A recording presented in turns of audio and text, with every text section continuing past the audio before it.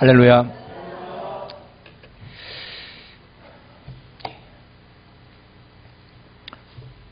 만나뵙게 돼서 정말 반갑습니다. 이렇게 청해 주신 우리 신용현 목사님께 감사를 드립니다. 저는 미국 필라델피아에서 왔는데 우리 목사님 지난달에 8월 달에 제가 있는 그 필라델피아에 오셨다는 말씀 제가 좀 아까 들었습니다. 저는 미국에 간 지 이제 31년 됐습니다. 그러지만은 제가 필라델피아에서 왔다 하는 것보다 제 고향이요 바로 야산만 건너 당진입니다. 신평이에요. 신평국민학교 나왔고 그리고 합덕중학교 나왔습니다. 그래서 마치 고향 이웃 고향에 온 그러한 마음입니다. 제가 있는 필라델피아는 원래 필라델피아가 미국의 큰 도시였는데 지금은 이제 다른 도시에 밀려서 한 6위쯤 됩니다. 뉴욕이 제일 크고 LA, 시카고 그리고 옛날에는 필라델피아였는데 지금은 이제 휴스턴, 피닉스 그렇게 가죠. 그 다음에 필라델피아. 우리 한인들은 한 7, 8만 됩니다. 그리고 반경 50마일 그러면은 한 80km죠. 반경 80km를 중심으로 해서 같은 우리 필라델피아 지역이라고 하거든요. 지름으로 치면은 100마일이니까 400리인데 거기에 사는 사람이 한 7, 8만 되고 교회가 한인 교회가 180개 됩니다. 그 정도. 그래서 이 필라델피아는 작은 도시잖아요. 북쪽으로 2시간 거리에 뉴욕이 있고 남쪽으로 3시간 반 거리에 워싱턴이 있습니다. 그 사이에 끼어 있는 옛날 미국의 처음 수도였지 않습니까? 그 고도입니다. 고도. 굉장히 좀 소박하고 살기 좋은 그런 동네죠. 그래서 원래 펜실베니아 주가 있잖아요. 펜실베니아 주는 그 펜은 월련펜 이름을 딴 것이고 실베니아는 그 우드라고 하는 뜻입니다. 숲. 그래서 월련펜의 숲이다. 이게 펜실베니아인 것이고 필라델피아는 필로스 아델포스라는 그 헬라 말이 합쳐진 거 형제 사랑. 이게 필라델피아 이름의 뜻이에요. 그래서 대개의 우리 한인들이 이런 스몰 비즈니스 합니다. 작은 비즈니스를 해서 뉴욕이나 워싱턴이나 이런 데는 관공서도 무슨 또 여러 가지 사업도 크게 하지만은 이 필라델피아는 아주 작게 그렇게 하면서도 소박하게 사는 그러한 도시인데 제가 31년 거 살면서 참 살기 좋은 곳이다라고 그렇게 느껴왔습니다. 그리고 제가 속한 이 KAPC 미주 한인 예수교 장로회는 처음에 이 한국에서 가신 목사님들, 합동청 목사님, 고신청 목사님 이런 분들이 주가 되어서 1978년에 세운 그런 교단이에요. 독립교단이죠, 거기서. 그래서 이제 또 여기 한국의 통합측 목사님들과 세운 교단이 또 있습니다. 우리는 KAPC라면 거기는 KPCA라고 하는데 해외 한인 장로회죠. 두 교단이 가장 이렇게 크게 성장하고 있는데 저희 교단은 미국 중심으로 해서 처음에 캐나다하고 세워졌는데 지금 미국, 캐나다, 중미, 멕시코, 남미, 브라질, 아르헨티나 다 포함하고 하와이 포함하고요. 그 다음에 이 뉴질랜드 그리고 동남아시아 필리핀까지 포함하는 그러한 교단이에요. 노회가 30개 노회가 있고 교회가 한 650개, 목사 회원이 1250명 정도 되는 그러한 해외에 나가 있는 우리 한인 교단 중에서는 가장 모범적이고 큰 교단이라고 볼 수가 있습니다. 이번에 이렇게 참 저희 총회 신사단으로 와서 여러분 교회 방문한 건 너무너무 감사하고 기쁩니다. 여러분 우리가 서로 전혀 대면한 적이 없는데도 이렇게 만나면은 반갑고 기쁜 것은 우리 안에 예수 계신 예수님 때문 아니겠어요? 예수님 때문에 우리는 처음 만나도 마치 오래전부터 만난 것 같은 그러한 친밀감이 있지 않습니까? 여러분의 모습 뵈니까 너무너무 좋습니다. 화사한 표정. 정말 신앙인들은 얼굴에서부터 풍겨나는 게 있어야 돼요. 기쁨이 풍겨나야 되잖아요. 감사가 풍겨나야 됩니다. 예수 믿으면서 얼굴이 찌푸린다. 잘못 믿는 거예요. 항상 밝음이 있어야 되지 않습니까? 여러분 사람에게는요 자화상이 있습니다. 자화상. 자기를 어떻게 보는가 하는 것입니다. 그런데 그 자화상이 실패의 자화상이 있고요. 성공의 자화상이 있습니다. 자기를 실패자로 보는 사람은 잘 살 수가 없습니다. 자기를 좋은 자로, 성공자로 보는 그런 자화상이 있어야 돼요. 나는 외모가 별로 못났으니까 행복하게 살 수가 없다. 나는 공부를 많이 안 했으니까 잘 살 수가 없다. 나는 돈이 없으니까 가난하게 태어났으니까 잘 살 수가 없다. 전부 다가 부정적인 자상입니다. 여러분 잠언 23장 7절에 보게 되면 그 사람의 생각이 어떠하면 그 부인도 그러한즉 이라고 했습니다. 그 사람의 생각이 어떠한 것에 따라서 그 사람이 나타나는 거예요. 여러분 사람은요 자기 생각의 표현입니다. 그 사람의 모든 생각이 그 사람인 거예요. 여러분이 지금까지 살아오면서 불행하게 살아왔다. 여러분의 생각이 부정적이고 불행했기 때문에 그렇습니다. 지금 살면서 나는 행복하다라고 한다면은 여러분의 생각이 건전한 거예요. 자화상 중요합니다. 여러분 우리가 아는 소크라테스가 너 자신을 알라 했지 않습니까? 이 말 다 알잖아요. 너 자신을 알라. 여러분 소크라테스가 무슨 의미로 이 말을 했을까요? 너 자신을 알라라고 하는 의미가 무엇일까요? 너의 분수를 알라? 너의 약함을 알라? 그런 뜻일까요? 아닙니다. 너의 약함을 알라? 너의 분수를 알라? 너의 모습이 초라한 걸 알라? 그런 뜻이 아닙니다. 여러분 소크라테스는요 인간의 무한한 가능성을 깨달은 사람이에요. 그래서 그 말의 의미는 무엇인가 하면은 너 자신을 개발해서 최고의 경지를 끌어올려서 인생의 완성을 이루어라. 즉 이성을 개발해서 이 우주적인 진리를 깨닫고 도덕적으로 고결하게 살고 그리고 미적으로 아름다움을 판단하고 향유할 수 있는 사람이 되라 그것입니다. 그렇기 때문에 우리가 소크라테스를 가리켜서 인류의 스승이라고 하는 거예요. 우리 인간이 가진 신이 준 그것을 최대한도로 발휘해서 인간의 최경지에 끌어올려서 정말 행복하게 살아가는 것. 그것이 그가 원하는 것입니다. 오늘 여러분 내가 누구인가 이거 아는 거요. 정말 중요합니다. 특히 젊은 사람들 내가 누구인가 깨닫는 거 여러분 삶이 변하는 거예요. 오늘 여러분 본문은 하나님이 인간을 창조한 내용이지 않습니까? 그런데 그 창조하면서 본 우리가 인간이 어떠한 존재인가를 알 수가 있습니다. 오늘 제목이 뭡니까? 당신은 얼마나 존귀한 존재인가? 내가 얼마나 존귀한 자인가? 여러분 깨닫는 것 굉장히 중요합니다. 굉장히 많은 젊은이들이요 열등감에 사로잡혀 있어요. 열등감. 그 열등감이 있으면 아무것도 못합니다.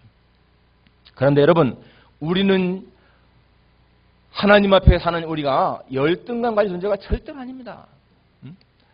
오늘 이 성경에 주신 말씀을 통해서 여러분 정말 내가 어떠한 존재인가를 깊이 깨닫고 지금까지 살아왔던 삶이 잘못됐다면 다시 한번 방향을 바꾸기를 소원합니다.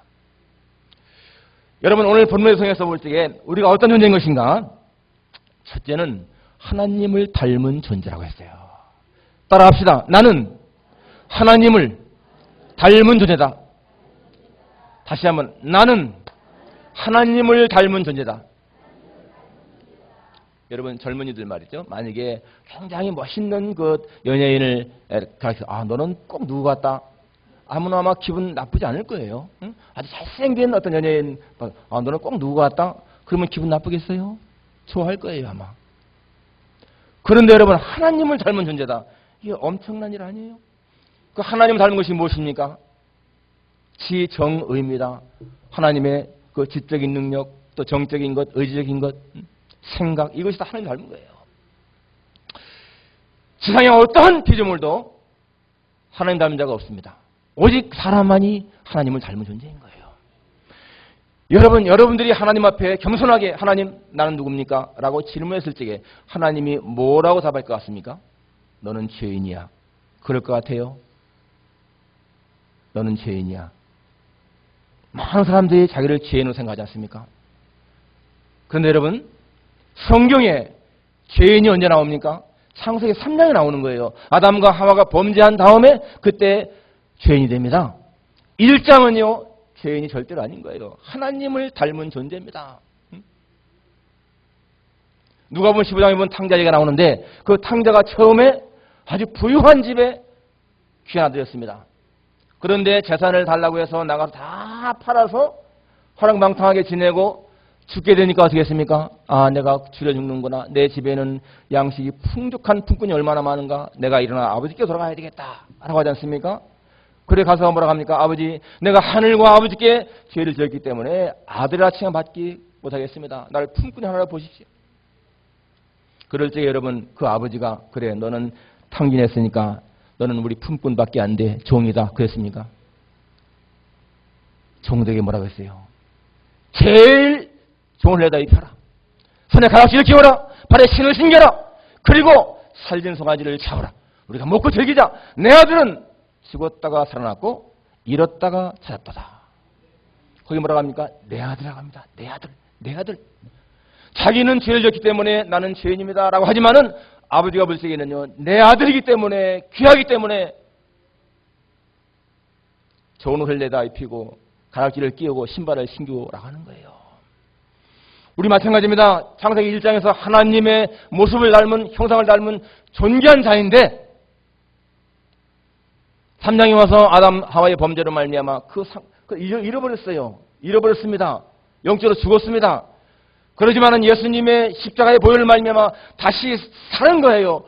다시 찾았습니다. 내 아들은 죽었다가 살았고 잃었다가 찾았다라고 한 것처럼 우리는 예수님 때문에 죽었다가 살았고 잃었다가 찾은 자가 되었어요. 절대로 죄인이라는 게 아니라는 거예요. 물론 자범죄가 있죠. 내가 스스로는 죄가 함자가 있지만 그것은요, 하나님의 사랑에 비하면 아무것도 아닌 거예요. 당당한 마음이 있어야 됩니다. 당당한 마음. 에베소 2장 10절에 보니까 우리는 그가 만드신 바라. We are his workmanship. 이 workmanship이라고 하는 단어는요, 솜씨, 걸작 그런 뜻입니다. 솜씨, 걸작. 내가 하나님의 솜씨고 하나님의 걸작품이라는 거예요. 여러분, 작품과 상품의 차이를 알잖아요. 상품은 대량생산인 것이고 값이 싼 거예요. 작품은 하나밖에 없습니다. 작품 속에는 작가의 혼이 들어가 있다고 하잖아요. 하나님이 인간을 창조할 때 흙을 엎으신 다음에 생기를 불어넣었습니다. 하나님의 혼을 불어넣은 거예요. 생기를 불어넣은 거예요. 여러분, 작품은 예를 들면 똑같은 그림이라도 밀레에 만종하면은 그 만종의 작품은요, 카피한 겁니다. 많이 카피한 거잖아요. 그러면 그건 뭐 우리가 한 2만 원만 줘도 사요. 그런데 작품은 어떨까요? 작품은 값으로 매길 수가 없는 거잖아요. 1860년에 이 밀레가 만종을 그릴 적에는 정말 물감 살 돈도 없었습니다. 가난했죠. 스테판스라고 하는 화상이 1000프랑을 주면서 그리게 했습니다. 그런데 나중에 그 그림이요, 이 아메리카 미술협회에 팔려가게 됐습니다. 그래서 이 프랑스가 전국적으로다가 모금운동하면서 그걸 안 팔리게 다시 빼앗으려고 했는데 안 되는 거예요. 이 부자나라 미국을 당할 수 없습니다. 그럴 적에 이 백화점 왕 알프레드 쇼샤라고 하는 사람이 자기 개인 돈 80만 프랑을 지불하고 그 그림을 다시 사왔어요. 80만 프랑이면 달러로 15만 불입니다. 1억 5천만 원이라는 거예요. 1860년대 그때니까 지금부터 160년 전이지 않습니까? 그 당시에 그림 한 장을 15만 불에 사다가 이 쇼샤르는 자기가 보관한 것이 아니라 루브르 박물관에 기증했잖아요. 그 다음부터는 이 밀레 만종은요, 프랑스의 자존심이고 정말 관광객을 끌어들이는 도구가 된 거예요. 그게 작품인 겁니다. 우리가 하나님의 작품이라니까요. 상품이 아니고. 그런데 많은 사람들이 자신을요, 상품화시킵니다. 작품은요, 이 세상에 하나밖에 없습니다. 하나밖에 없는 게 작품인 거예요. 우리는 내 모습 어떻든지 간에 이 세상에 하나밖에 없습니다. 나 하나밖에 없는 거예요. 상품이라는 것은요, 비교 대상입니다. 사람이 자기를 상품화시키게 되면 비교의식이 생기는 겁니다. 여러분, 사람이 불행한 것이 왜 불행한지 아세요? 비교의식입니다. 비교의식. 남과 끊임없이 비교하거든요. 비교의식에서는 우월감이 생기고 열등감이 생깁니다. 자기만 못한 사람 앞에서는 우월감이 생기죠. 그때 교만하잖아요. 자기보다 나은 사람 앞에서는 열등감이 생깁니다. 비굴해집니다. 그런데 이 작품을 보는 사람은 그런 비교의식이 아니고 창조의식입니다. 창조의식은요, 자기보다 잘난 사람 앞에서도 당당합니다.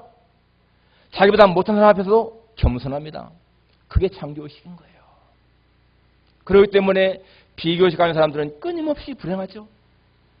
비교하니까 나보다 비교하니까. 내 집이 뭐 50평이라도 80평 본 사람 앞에서는 기가 죽는 거예요. 100평이라도 150평 앞에서는 기가 죽습니다. 그게 비교식인 거예요. 창조의식은 내가 30평에 살아도 100평 가진 사람 부럽지 않고 10평 가진 사람 깔보지 않습니다. 그게 창조의식인 거예요. 그러면 행복합니다. 사람이. 내가 누구인가? 여러분, 하나님의 형상을 닮은 자다. 이 땅 위에 어떠한 사람도 나와 생각 없고 하나님은 나 하나의 모든 걸 다 거시는 분이다. 여러분, 그런 의식 갖게 되면요, 사는 게 다 당당하죠. 두 번째는 우리는 복받은 존재입니다. 복받은 존재. 오늘 하나님께서 인간을 창조하신 다음에 처음에 28절에 하나님이 그들에게 복을 주시며 하나님이 그들에게 이르시되 생육하고 번성하여 땅에 충만하라. 땅을 정복하라. 바다의 물고기와 하늘의 새와 땅에 움직이는 모든 것을 생물을 다스리라 하십니다. 복받은 존재. 한번 따라 하십시다. 나는 복받은 존재다. 확실합니다. 하나님이 인간을 창조한 다음에 제일 먼저 하신 일이요, 복을 주셨다 그 말이에요. 다른 거 하기 전에 복을 주셨다. 생육, 번성, 충만, 다스림. 여러분, 그런 말 들어보세요. 다 모든 게 좋잖아요. 이것은 무슨 말입니까? 우리는 행복하게 살 존재다 그 말입니다. 절대로 불행하게 살 것이 아니라 행복하게 살 존재라는 것입니다. 그런데 여러분, 행복하게 살기 위해서는 조건이 있어야 됩니다. 무엇일까요? 결핍이 없어야 되는 거예요. 결핍. 부족함이 없어야 됩니다. 그죠? 그래야 행복하지 않습니까? 만족함이 있어야 되는 거예요. 만족함. 다윗의 고백대로 여호와가 나의 목자시니 내게 부족함이 없으리로다. 그게 행복인 거예요. 부족함이 없다는 거예요. 만족함이 있다는 것입니다. 그리고요, 보람을 느끼잖아요. 살아가면서 보람, 삶의 의미, 그리고 즐거움, 기쁨, 이런 게 있어 행복한 거예요. 하나님은 그러한 존재로 우리를 만들었다는 겁니다. 인간이 이러한 만족, 이러한 부족함을 느끼지 않는 것, 이런 걸 하려면요, 건강해야 됩니다. 건강한데 그 건강이라고 하는 거 보세요. 육체적으로, 자, 육체적으로 건강이 뭡니까? 튼튼한 거잖아요. 몸이 튼튼한 거. 예. 육체적인 건강. 두 번째는 정신적인 건강이 필요합니다. 뭡니까? 정신적으로 온전해야 돼요. 정신 이상이 아니고 정신이 온전해야 되지 않습니까? 자, 그 다음에 육체와 정신만 건강하면 될까요? 감정적으로도, 감성도 건강해야 됩니다. 감성이 건강한 것은 따뜻함이고 부드러움입니다. 사람이 마음이 이렇게 좀 차갑고, 그리고 좀 이렇게 개팍한 것은요, 건강한 게 아닌 거예요. 감성이 건강하다는 얘기는 부드러움 있고 따스함이 있는 겁니다. 그리고 또 한 가지, 사회적인 건강이 있습니다. 사회적인 건강. 이 사회적인 건강이 무엇인가 하면은 대인관계, 공동체 생활, 이게 건강하다는 거예요. 이거 원만한 거죠, 원만. 이 사회적으로는 원만한 것이 건강한 겁니다. 여러분, 교회 나오는데 다른 사람과 어울리지 못하고 항상 혼자 외톨이 같이 하는 사람, 이거 건강한 것이 아닌 거예요. 이건 사회적으로 문제가 있는 것입니다. 건강하지 않다는 얘기예요. 그리고 또 한 가지 뭐가 있는 거지 하면, 여러분, 도덕적인 건강이 필요합니다. 도덕적인 건강이 무엇이겠습니까? 깨끗해야 되는 거예요. 고결한 삶을 사는 것입니다. 도덕적으로 지저분하고 더러우면요, 건강한 것이 아닌 거예요. 고결한 삶, 깨끗한 삶이 건강한 것입니다. 또 있습니다. 재정적인 것입니다. 여러분, 아무리 모든 게 다 건강해도 재정적으로 건강하지 못하면 행복하지 못합니다. 여러분, 돈에 쪼들려 보세요. 부부간에 싸우지 않을 일도 돈이 없어 싸우는 경우가 얼마나 많은지 모릅니다. 돈만 여유가 있으면은요, 안 싸울 부부가 돈 때문에 많이 싸웁니다. 재정적인 건강입니다. 이 재정적인 건강은요, 재정적으로 여유가 있어야 되는 거예요. 여유. 그런데 여유라고 하는 것이 항상 돈이 많아가지고 여유 있는 것이 아닙니다. 어떤 사람은 한 달에 150만 원 수입이 있어도 여유 있는가 하면, 어떤 사람은 1,500만 원이 있어도 쪼들립니다. 그러니까 내가 가진 재산, 재물을 어떻게 사용하느냐 중요한 거예요. 최근에 하일성 씨 자살 사건 참 가슴 아프잖아요. 한때는 부와 명성을 다 가진 사람이었습니다.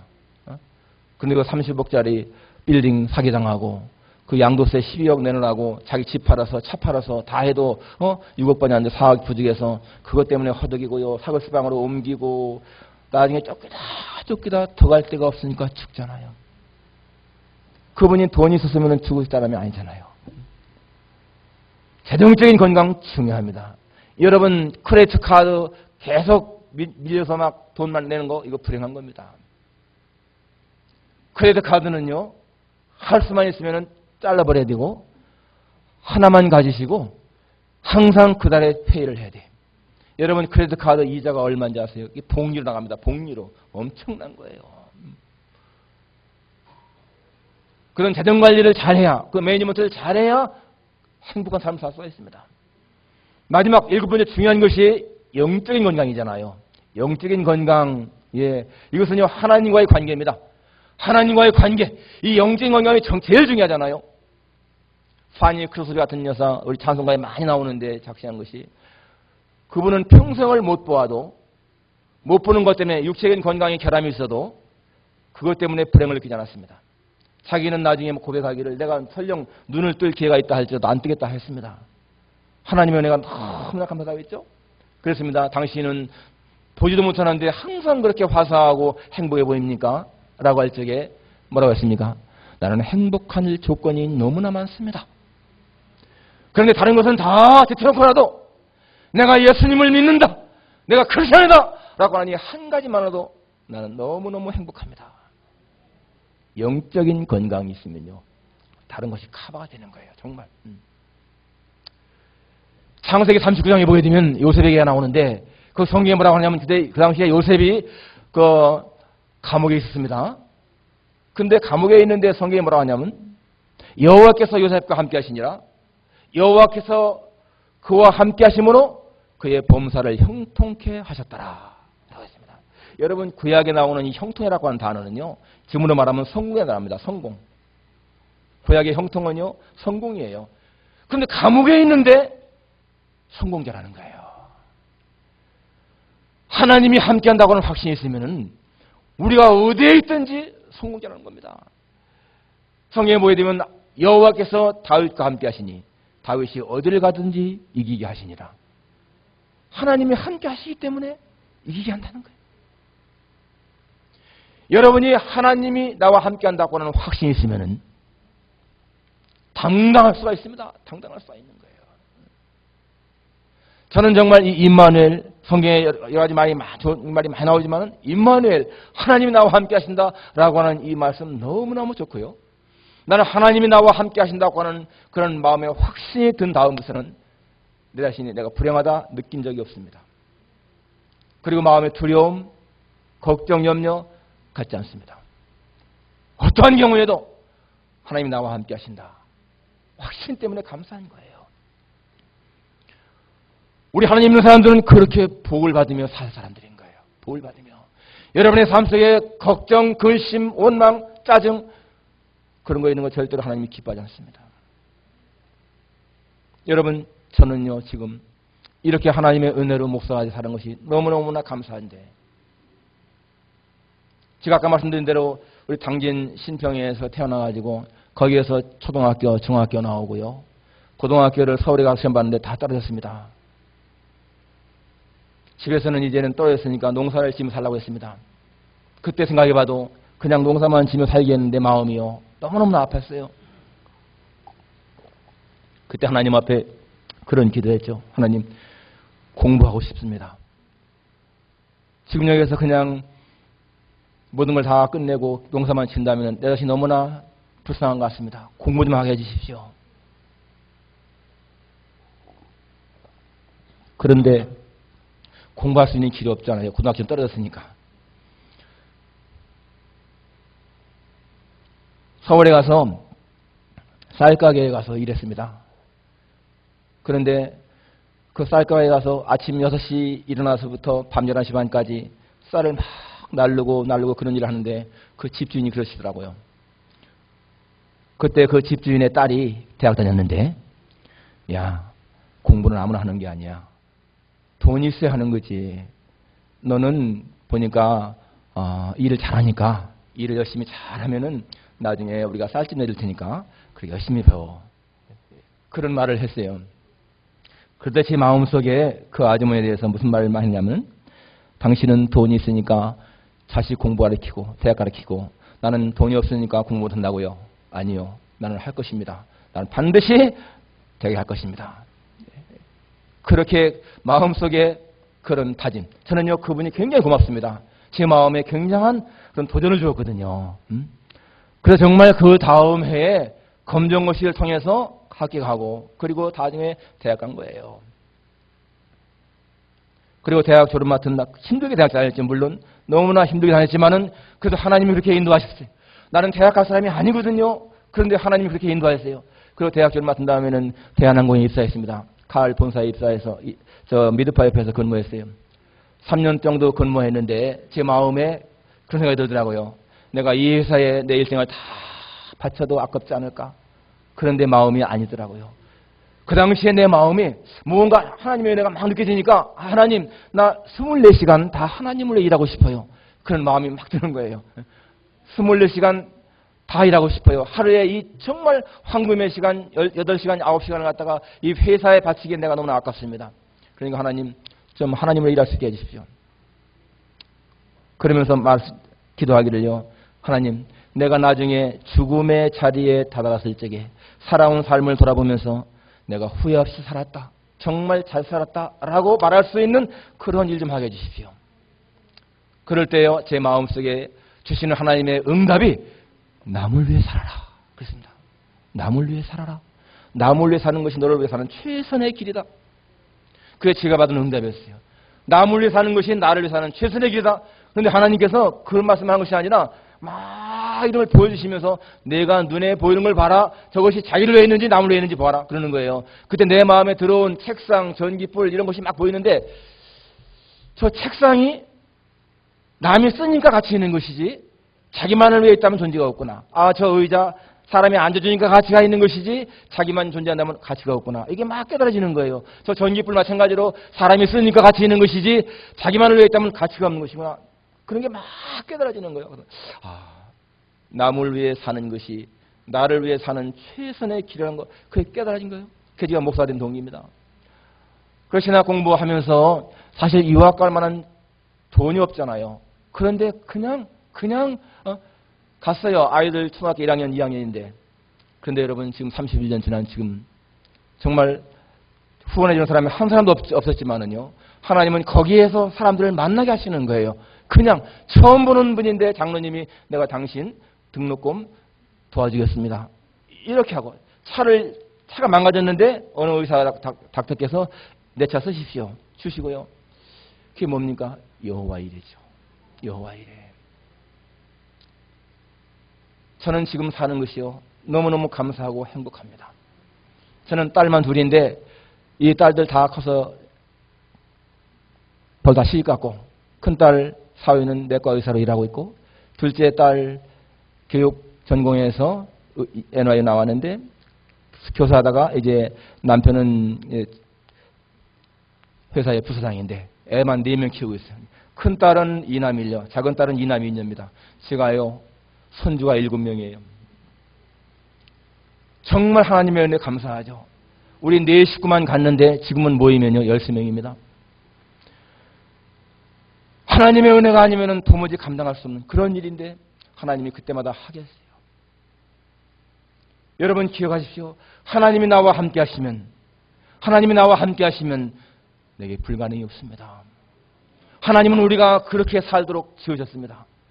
그렇게 항상 떠돌리며 불행한 살 것이 아니라 하나님은 우리가 당당하게 생육하고 번성하며 땅에 충만하고 다스리게 복받은 존재라는 거예요.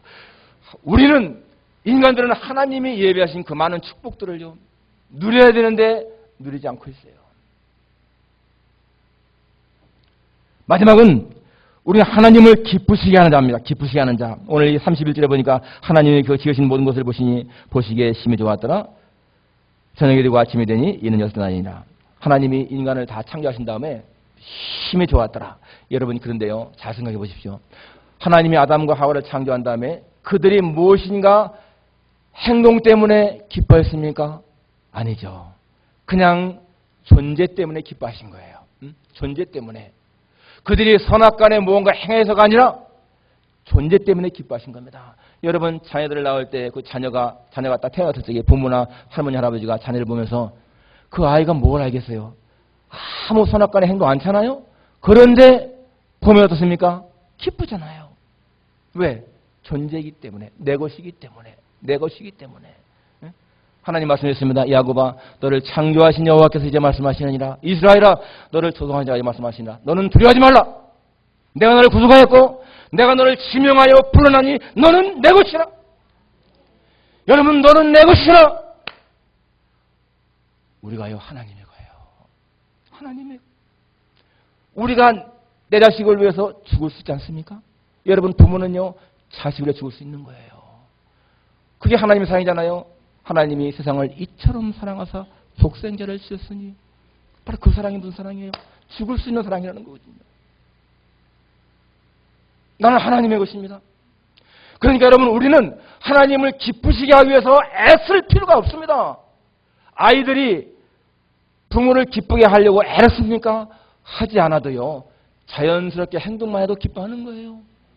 하나님은 우리에게 그렇게 하나님을 기쁘시게 할 만한 능력을 주었습니다. 그렇기 때문에 하나님이 주신 대로만 살기만 하면 하나님은 기뻐하시는 거예요. 하나님은 우리가 어떤 큰 업적, 위대한 업적을 남겨서 기뻐하시는 것이 아니고 하나님과의 교제를 잘 갖게 되면요, 하나님은 기뻐하십니다. 하나님은 인간을 창조하신 목적을 말씀했습니다. 내가 내 영광을 위해서 창조자를 오게 하라. 내가 그들을 지었고 만들었느니라. 하나님의 영광을 위해 지음받은 우리라는 거예요. 그런데 수많은 사람들이 자기가 지음받은 목적이 무엇인지 알지 못하기 때문에 자기의 유익을 위해 살려고 하기 때문에 불행한 것입니다. 우리가요, 모든 초점을 하나님께 맞추게 되면은 하나님은 우리가 행복하게 살도록 다 하십니다. 그것이 성경의 원리인 거예요. 성경의 원리. 하나님을 기쁘시게 하는 사람, 하나님이 그 사람을 행복해 합니다. 우리는 하나님의 뜻을 기억해야 돼요. 성경에 보니까 하나님의 뜻이 많이 나옵니다. 항상 기뻐하라, 쉬지 말고 기도하라, 범사에 감사하라. 이는 그리스도 예수 안에서 널 향하신 하나님의 뜻이니라 했잖아요. 항상 기뻐하고 기도하고 범사에 감사하는 삶을 사는 거 하나님이 기뻐하신다는 거예요. 하나님의 뜻은 이것이 너희의 거룩함이라. 여러분, 거룩한 삶을 살 적에 하나님이 기뻐하시는 거예요. 하나님은 우리에게 그러한 성품을 주었습니다. 그런데 사단이 끊임없이 우리를 유혹하고 나쁜 길로 하려고 하는 그러한 유혹받기 때문에 그런 것이지. 하나님이 우리를 지은 대로만 산다면은 우리는 하나님을 기쁘시게 하려고 애를 쓰지 않아도 하나님을 기쁘시게 할 수 있다는 거예요. 여러분, 우리의 신앙생활은 시시때때로 하나님의 은혜를 기억하면서요, 그 은혜에 감사하는 거예요. 감사의 분량이 행복의 분량이 말있지 않습니까? 감사가 많은 사람은 그만큼 행복한 겁니다. 오늘 여러분의 행복 지수를 판단하는 거 쉽습니다. 내가 얼마나 감사하는가, 내가 얼마나 하나님께 감사하는가. 여러분, 감사가 많은 사람은요, 그만큼 행복한 것입니다. 감사가 없는 사람은 그만큼 불행한 거예요. 오늘 이 아침에 부족한 이 종을 통해서 하나님이 멀리 필라델피아에서 보내셔서 여러분의 주시는 말씀 마음에 새기십시오. 내가 얼마나 존귀한 존재인지, 내가 하나님 앞에 얼마나 존귀한 존재인지, 당신의 아들까지도 죽게 하시면서 나를 살리시는 그 하나님의 사랑이 얼마나 큰 것인지, 우리는 그 하나님의 사랑 앞에 감격하고 감동하고 감사하며 살아야 살입니다. 그럴 때 우리의 삶은 모든 환경을 초월해서 하나님이 새롭게 변화시키기 때문에 좋아지는 거예요. 성경의 중요한 메시지, 우리는 예수님 안에서 변한다, 그것입니다. 누구든지 그리스도 예수 안에 있으면 새로운 피조물이다, 그랬습니다. 너희는 이 세를 분받지 말고 마음을 새롭게 함으로 변화를 받아 하나님의 선하시고 기뻐하시고 온전한 뜻이 무엇인지 분별하라 라고 했습니다. 심령의 변화, 이것은요, 하나님의 말씀과 성령의 역사입니다. 하나님의 말씀이 우리를 변화시키는 거예요. 자신의 고기성, 자신의 가치 정말 깊이 깨닫고 당당하게 어디에서나 기죽지 않고 비굴하지 않고 교만하지 않고 겸손하면서도 당당하게 살아가는 여러분이 되시기를 주님의 이름으로 축원합니다. 기도하겠습니다. 거룩하신 아버지 하나님, 하나님의 사랑이 어찌 그리 크신지요. 우리가 예수님을 구주로 고백하고 하나님을 아버지라 부를 수 있는 것이 얼마나 감사한 일인지요. 우리가 하나님을 닮은 존재라는 것이 얼마나 놀라운 축복인지요. 하나님 아버지, 사람을 지으시고 제일 먼저 하신 것이 복을 주시고 라고 하신 말씀 얼마나 감사한 일인지요. 우리는 우리의 행동 때문이 아니고 존재 때문에 하나님을 기쁘시게 한다는 것이 얼마나 감사한 일인지요. 정말 하나님의 자녀답게 그렇게 권세를 누리며 살아가는 우리 모두가 되게 해 주옵소서. 하나님 아버지, 여기 세운 주님의 핏값을 세운 이 평택 평안교회가 평안한 가운데 늘 든든히 서가며 수많은 사람들에게 생명을 전하며 하나님 아버지 낙심한 자들에게 위로와 소망을 주는 교회로 천국 가는 길을 환하게 밝혀주는 교회로 늘 세움받게 도와주옵소서. 세우신 신 목사님 늘 강건하게 붙드시고 온 성도가 목사님을 중심으로 하여 정말 주님을 잘 섬기며 행복한 교회를 이룰 수 있는 이 교회가 되게 도와주옵소서. 예수님의 거룩하신 이름으로 기도하옵나이다. 아멘.